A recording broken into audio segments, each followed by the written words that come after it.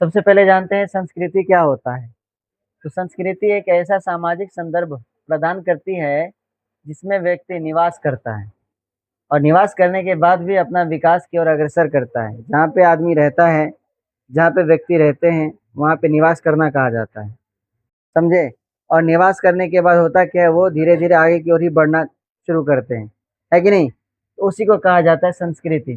तो संस्कृति एक ऐसा सामाजिक संदर्भ प्रदान करती है जिसमें व्यक्ति निवास करता है और विकास की ओर अग्रसर होता है, यानी कि बढ़ते चले जाता है।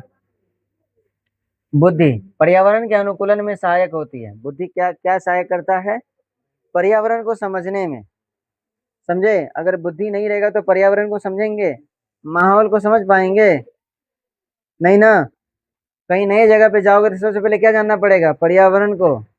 वहाँ का रहन सहन कैसा है, पहनावा ओढ़ावा कैसा है ना, बातचीत करने का तरीका क्या है, यही सब ना देखना पड़ेगा। तो ये किससे प्राप्त होगा? हमें बुद्धि से। किससे प्राप्त होगा? बुद्धि लगा के ही हम संस्कृति को पा सकते हैं, अन्यथा नहीं पा सकते हैं। समझ में आई बात? अब है भारतीय परंपरा में बुद्धि का तार्किक संयोजन निम्न परिप्रेक्ष्य में जुड़ा हुआ है।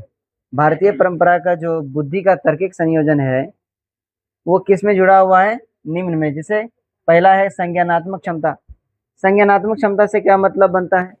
तो संज्ञानात्मक क्षमता से मतलब है इसके अंतर्गत संवेदनशीलता, समझ, ज्ञान, विभेदन क्षमता, संप्रेषण कौशल आदि का स्थान दिया गया है। क्या मतलब बनता है इसे?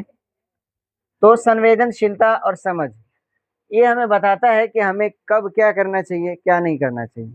उसकी समझ बताता है ये कौन सी चीज है, ये किस प्रकार की वस्तु है, ये बताता है। ज्ञान, उसके बारे में जानकारी हासिल करना ज्ञान कहलाता है। विभेदन क्षमता, किसी चीज को अब बढ़िया से जानने परखने की क्षमता प्रदान करता है। समझ में आई बात? तो ये इससे होता है संज्ञानात्मक क्षमता। क्या हो गया? संज्ञानात्मक क्षमता। अब है दूसरा सामाजिक क्षमता। ये क्या होती है? तो सामाजिक क्षमता इसके अंतर्गत सामाजिक व्यवस्था के प्रति आदर। समाज के जो व्यवस्था है बने हुए, समाज के जो व्यवस्था बने हुए हैं उसके प्रति आदर, उसके प्रति आदर और दूसरों के प्रति चिंता। जो दूसरे लोग हैं उसके प्रति चिंता करना, उसका आदर करना, उसको हमें बताता है। तो उसको हम कहते हैं सामाजिक क्षमता। क्या कहते हैं? टोटल मिला जुला के बात ये हुआ कि समाज के अंदर ढल जाना ही सामाजिक क्षमता कहलाता है। अब अगला है उद्यमी क्षमता। उद्यमी क्षमता क्या होती है? इसके अंतर्गत कठिन परिश्रम करना, धैर्यशीलता, लगन या फिर व्यवसाय से संबंधित कोई काम करना, इसको कहते हैं हम लोग उद्यम क्षमता। उद्यम का मतलब होता है मेहनत करना। उद्यम का मतलब क्या होता है? मेहनत करना, मेहनती होना। किसी काम को मतलब किसी काम को ठाना जाए तो उसको करना ही है, उसको उद्यमी कहा जाता है। तो उद्यमी क्षमता का मतलब होता है कठिन परिश्रम करना। क्या करना? कठिन परिश्रम करना। उसके बाद होता है धैर्यशीलता। आप मान लो परिश्रम कर रहे हैं तो धैर्य रखना पड़ेगा ना। अब जैसे कोई काम कर रहे हो तो काम के बीच में ही हम जो है अगर ऐसे बौखला जाएंगे कि ये हमसे नहीं होगा, ये नहीं होने वाला है, ये होगा ही नहीं, कभी संपन्न होगा ये काम? नहीं होगा। ये संपन्न कब होगा? जब हम अपने से कह देंगे नहीं अब ये होगा, लास्ट में इसका तो परिणाम आएगा ही आएगा, तब देखा जाएगा। उसी को कहते हैं धैर्यशीलता। धैर्य रखना, सब्र करना, है ना। धैर्यशीलता, उद्यमी की पहचान होती है धैर्यशीलता। अब आगे क्या है? लगन। अब किसी काम में लगे हुए हैं तो उस काम में लगना भी जरूरी है। लगन से ऐसा नहीं कि आज किए कल छोड़ दिए, परसों किए तरसों छोड़ दिए, इसमें हमें ज्ञान प्राप्त होने वाला या कोई भी काम होने वाला नहीं है। होता है क्या ऐसे में? नहीं होगा। तो इसमें इसका स्थान दिया गया है। अब है सामवेगिक क्षमता। इसके अंतर्गत क्या आता है? इसके अंतर्गत व्यक्ति की आचरण, आत्म मूल्यांकन, आत्म नियमन आदि को सम्मिलित किया जाता है। आत्म ये क्या कहते हैं? आत्म मूल्यांकन, आत्म नियमन, इसको सम्मिलित किया जाता है किसमें? सामवेगिक क्षमता में। समझे?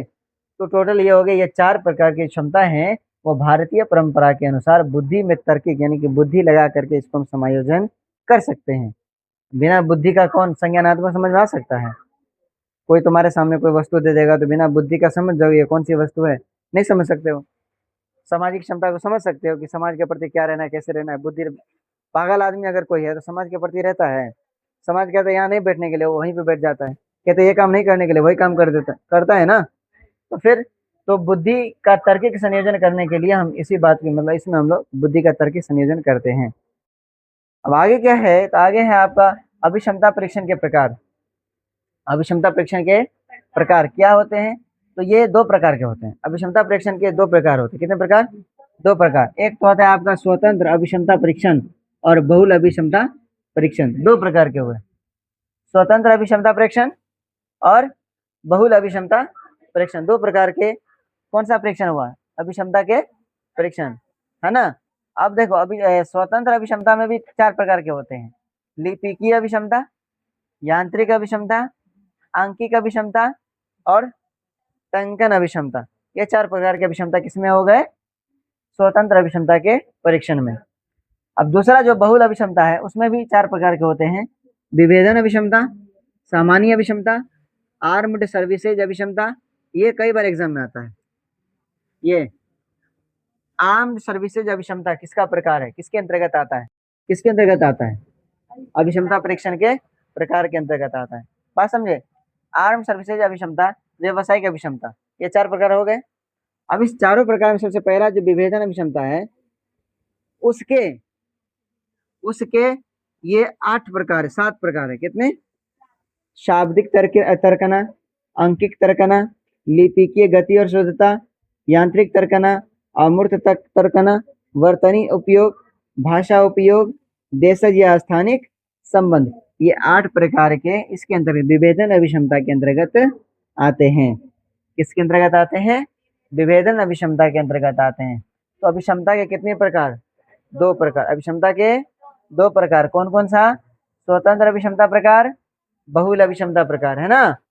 और स्वतंत्र के कितने प्रकार? 4। लिपिकीय, यांत्रिकी, आंकिक और टंकन। बहुल के कितने? 4। विभेदन, सामान्य, आर्म सर्विसेज और व्यवसायिक। और विभेदन के कितने प्रकार? 7। शाब्दिक, अंकिक, लिपिकीय, यांत्रिक, अमूर्त, वर्तनी, भाषा उपयोग, देशज या स्थानीय संबंध। ये 8 प्रकार हो गए। तो ये रहा हमारा क्लास 12वीं के दूसरे चैप्टर मनोविज्ञान का, खत्म हो गया इसमें। ठीक है, अगले क्लास में हम लोग जानेंगे तीसरे चैप्टर के बारे में।